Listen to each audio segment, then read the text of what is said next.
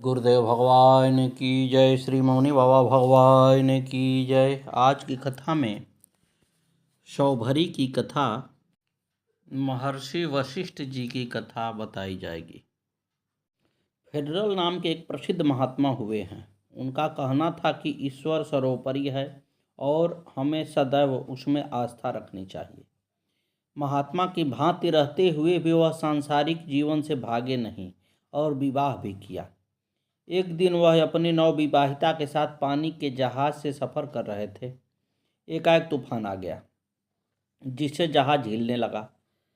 पहले सबने सोचा कि तूफान जल्दी ही थम जाएगा, किंतु वह तो कम होने के बजाय तेज ही होता गया।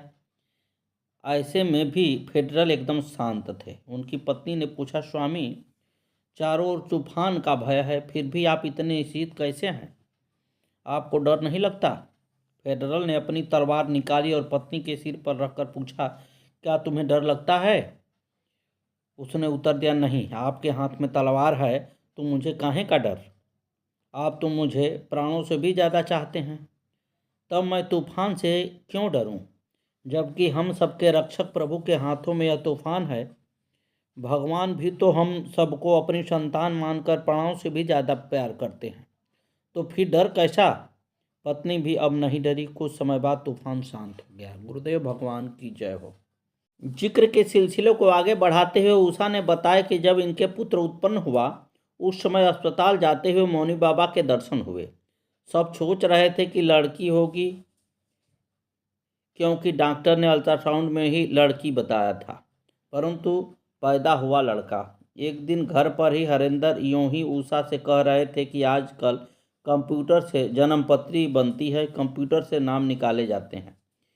फिर बात आई गई चली गई। कुछ समय पश्चात वह अपने नवजात पुत्र को लेकर सलेमपुर गुरु भगवान मौनी बाबा से मिलने गए। वहाँ इन्होंने गुरुदेव से बच्चे के नाम पूछा।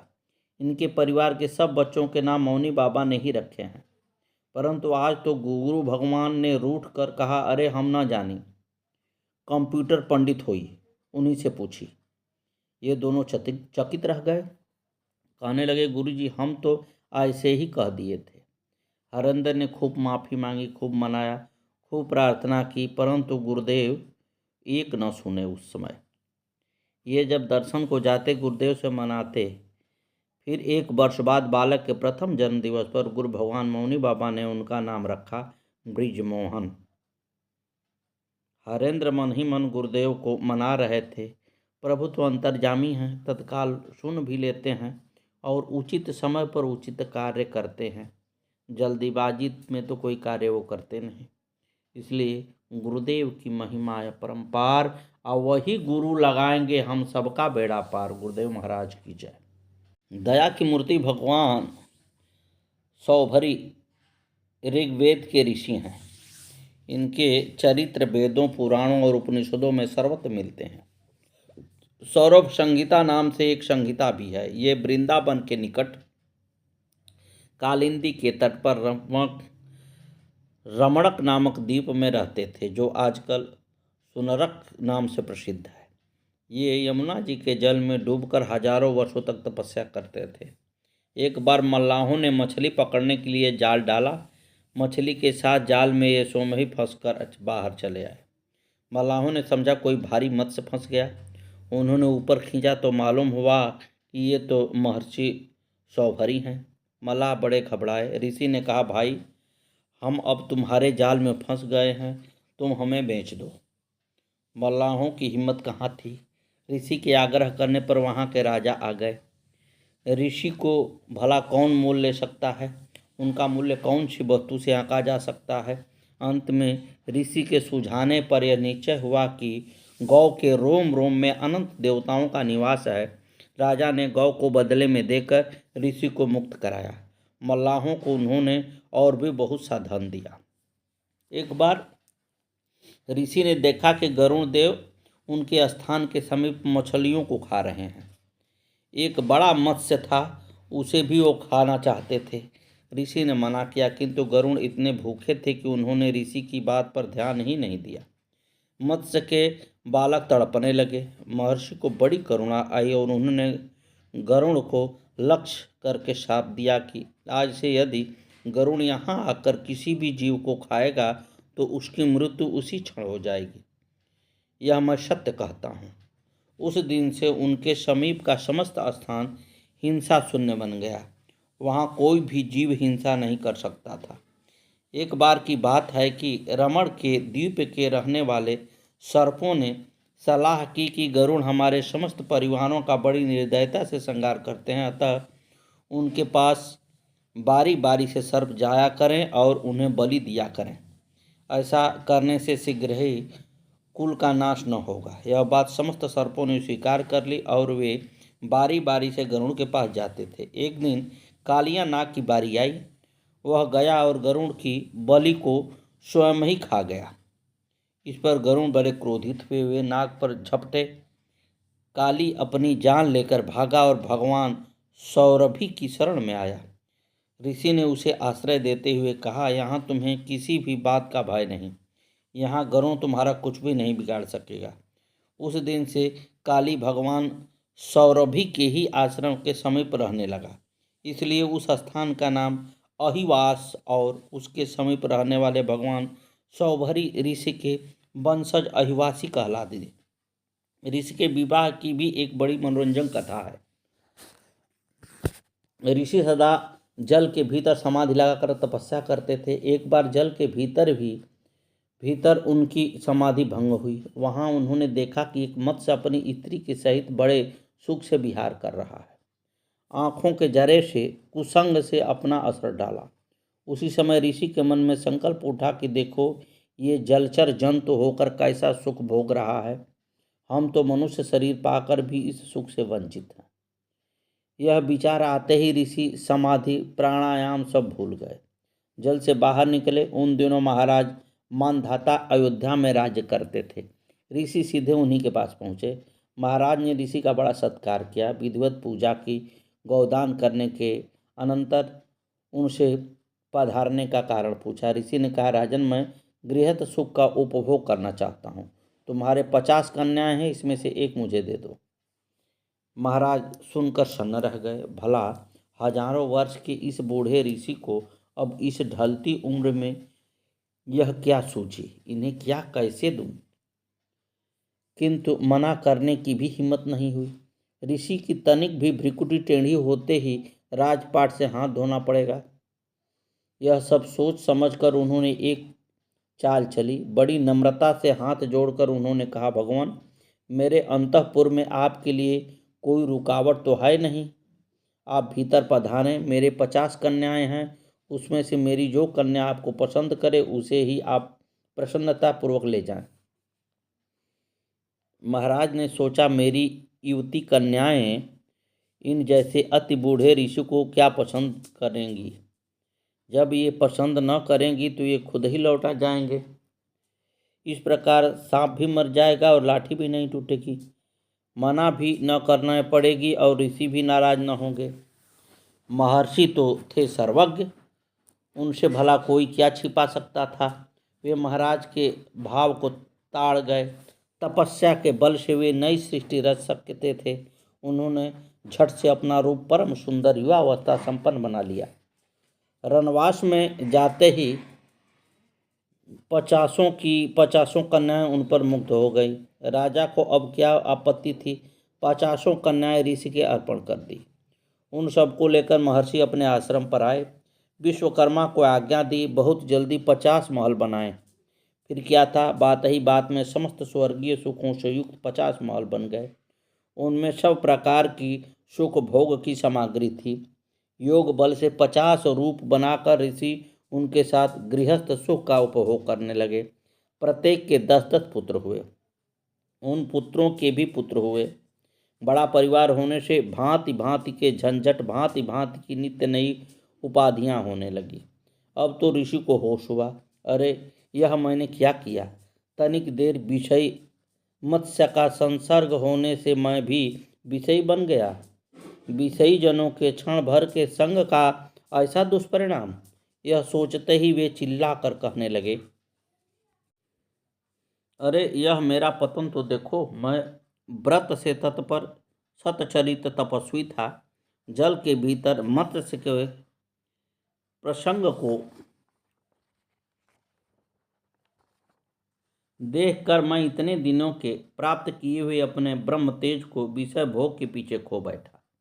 मुमुक्षु पुरुषों को मैथुन्य में लगे हुए प्राणियों का यह साथ कभी न करना चाहिए। यदि सब प्रकार से न छोड़ सके तो बाहर की इंद्रियों से ही छोड़ दें। बिल्कुल एकांत में रहकर अनंत प्रभु में चित्त लगाकर उनके प्यारे भक्तों का सत्संग करना चाहिए। निसंग होना ही यतियों के लिए मुक्ति का मार्ग है। संग से सारे दोष उत्पन्न होते हैं। दुसंग से योग में आरूढ़ हुए योगी तक गिर जाते हैं, फिर अल्प सिद्धि वाले जीवों की तो बात ही क्या है। ऐसा सोचकर वे वानप्रस्थ धर्म का पालन करते हुए ब्रह्म में लीन हो गए। सौरभी मुनि के जीवन में भूत दया विशेष रूप से देखी जाती है। वे प्राणियों की दुखी नहीं देख सकते थे। प्राणी मात्र के प्रति दया का भाव रखना यही तो सच्ची साधुता है। अब आइए महर्षि वशिष्ठ जी की कथा सुनें। महर्षि वशिष्ठ जी की उत्पत्ति का वर्णन पुराणों में विभिन्न रूप से आता है।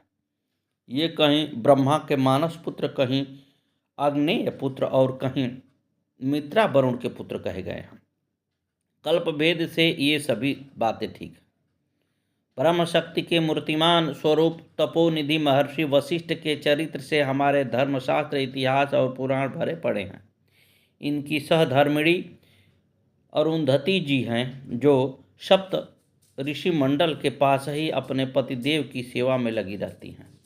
जब इनके पिता ब्रह्मा जी ने इन्हें सृष्टि करने की और भूमंडल में आकर सूर्यवंशी राजाओं का पौरोहित्य करने की आज्ञा की, तब इन्होंने उस कार्य से बड़ी हिचकिचाहट प्रकट की। फिर ब्रह्मा जी ने समझाया कि इसी वंश में आगे चलकर पुरुषोत्तम भगवान श्री राम पूर्ण अवतार होने वाला है, अतः इस निंदित कर्म के द्वारा भी तुम्हें बड़ी ऊंची गति प्राप्त होगी। तब कहीं उन्होंने अपना स्वीकार किया। यहाँ आकर इन्होंने सर्वदा अपने को सर्वभूत हित में लगाए रखा। जब कभी अनावृष्टि हुई, दुर्भिक्ष पड़ा, तब उन्होंने अपने तपोबल से वर्षा कराई और जीवों की अकाल मृत्यु से रक्षा की। इक्ष्वाकुनिमि आदि से अनेकों यज्ञ कराए और विभिन्न महापुरुषों के यज्ञों में सम्मिलित होकर उनके अनुष्ठान को पूर्ण किया। जब अपने पूर्वज के असफल हो जाने के कारण गंगा को लाने से भागीरथों को निराशा हुई, तब इन्होंने उन्हें प्रोत्साहन देकर मंत्र बतलाया और इन्हीं के उपदेश के बल पर भागीरथ ने महान प्रयत्न करके गंगा जैसी लोक कल्याणकारिणी महानदी को हम लोगों के लिए सुलभ करा दिया। जब दिलीप संतानहीन होने के कारण अत्यंत दुखी हो रहे थे, तब उन्हें अपनी गौनंदिनी की सेवा विधि बताकर रघु जैसे पुत्र रत्न को दान किया। दशरथ की निराशा में आशा का संचार करने वाले यही महर्षि वशिष्ठ थे। इन्हीं की संपत्ति से पुत्रेष्ट यज्ञ हुआ और फलस्वरूप भगवान श्री राम ने अवतार ग्रहण किया। भगवान श्री राम की शिष्य रूप में पाकर वशिष्ठ ने अपना पुरोहित जीवन सफल किया और न केवल वेद वेदांग ही बल्कि योग वशिष्ठ जैसे अपूर्व ज्ञानमय ग्रंथ का उपदेश करके अपने ज्ञान को सफल किया। भगवान श्री राम के वनगमन से लौटने पर उन्हें राज्य कार्य में सर्वदा परामर्श देते रहे और उनसे अनेकों यज्ञ करवाए। महर्षि वशिष्ठ से काम, क्रोध आदि सत्व पराजित होकर उनकी चरण सेवा किया करते थे। इनके संबंध में कहा गया है, एक बार विश्वामित्र उनके अतिथि हुए। इन्होंने बड़े प्रेम से अपनी कामधेनु सहायता से अनेकों प्रकार की भोजन सामग्री आदि उपस्थित कर दी और विश्वामित्र ने अपनी सेना के साथ पूर्णतः तृप्ति लाभ किया। उस गौ की ऐसी अलौकिक क्षमता देखकर विश्वामित्र को बड़ा आश्चर्य हुआ और उन्होंने उसे लेने की इच्छा प्रकट की। वह गौ वशिष्ठ के अग्निहोत्र के लिए आवश्यक थी, अतः जब उन्होंने देने में असमर्थता प्रकट की, तब विश्वामित्र ने बालात छीन ले जाने की चेष्टा की। उस समय वशिष्ठ ने उस गौ की सहायता से अपार सेना की सृष्टि कर दी और विश्वामित्र की सेना को मार भगाया। क्षत्रिय बल के सामने इस प्रकार ब्रह्म बल का उत्कर्ष देखकर उन्हें हार मानना पड़ा। परंतु इससे उनका द्वेष भाव कम नहीं हुआ, बल्कि उससे वशिष्ठ को हराने के लिए महादेव जी का शरण ग्रहण की। शंकर जी की कृपा से दिव्यास्त्र प्राप्त करके उन्होंने फिर वशिष्ठ पर आक्रमण किया, परंतु वशिष्ठ के ब्रह्मदंड के सामने उनकी एक न चली और उन्हें मुंह से बरबस निकल पड़ा। अंततः पराजय स्वीकार करके उन्हें ब्रह्मणत्व लाभ के लिए तपस्या करने जाना पड़ा। महर्षि वशिष्ठ क्षमा की तो मूर्ति थे। जब विश्वामित्र ने इनके 100 पुत्रों का संहार कर दिया, उस समय यद्यपि इन्होंने बड़ा शोक प्रकट किया, परंतु सामर्थ्य होने पर भी विश्वामित्र के किसी प्रकार के अनिष्ट का चिंतन नहीं किया, बल्कि अंतःकरण के क्षणिक शोकाकुल होने पर भी ये अपनी निर्लेपता और असंगता को नहीं भूले। एक बात की बात में विश्वामित्र से इनका विवाद छिड़ गया कि तपस्या बड़ी है या सत्संग। वशिष्ठ जी का कहना है कि सत्संग बड़ा है और विश्वामित्र का कहना है कि तपस्या बड़ी है। अंत में दोनों ही महर्षि अपने विवाद का निर्णय कराने के लिए शेष भगवान के पास उपस्थित हुए।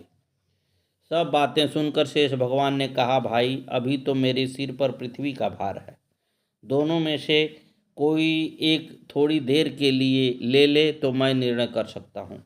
विश्वामित्र अपनी तपस्या के घमंड में फूले हुए थे। उन्होंने 10,000 वर्ष की तपस्या के फल का संकल्प किया और पृथ्वी को अपने सिर पर धारण करने की चेष्टा की।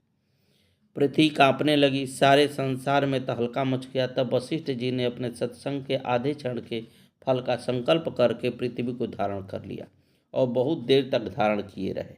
अंत में जब शेष भगवान फिर पृथ्वी को लेने लगे, तब विश्वामित्र ने कहा कि अभी तक आपने निर्णय तो सुनाया ही नहीं। शेष भगवान हंस पड़े। उन्होंने कहा, निर्णय तो आप ही होगा। आधे क्षण के सत्संग की बराबरी हजारों वर्ष की तपस्या नहीं कर सकती। फिर क्या था, दोनों महर्षि तो थे ही, सब तो सत्संग की महिमा प्रकट करने का एक अभियान मात्र था। दोनों ही बड़े प्रसन्नता के साथ अपने अपने आश्रम पर लौट आए। महर्षि वशिष्ठ योग वशिष्ठ के उपदेश के रूप में ज्ञान की साक्षात मूर्ति हैं और अनेक यज्ञ तथा वशिष्ठ संहिता के प्रणय द्वारा उन्होंने कर्म के महत्व और आचरण का आदर्श स्थापित किया है। उनका जीवन तो भगवान श्री राम के प्रेम से सराबोर हुआ ही। हमारे इतिहास पुराणों में इतने चरित्र का बहुत बड़ा विस्तार है। उन सब बातों का अध्ययन तो उन्हीं में हो सकता है। यहाँ तो केवल उनके जीवन की 2-4 घटनाएं ही उद्धृत की गई हैं। महर्षि वशिष्ठ आज भी सप्तर्षियों में रहकर सारे जगत के कल्याण में लगे रहते हैं। गुरुदेव भगवान की जय। आगे की कथा कल।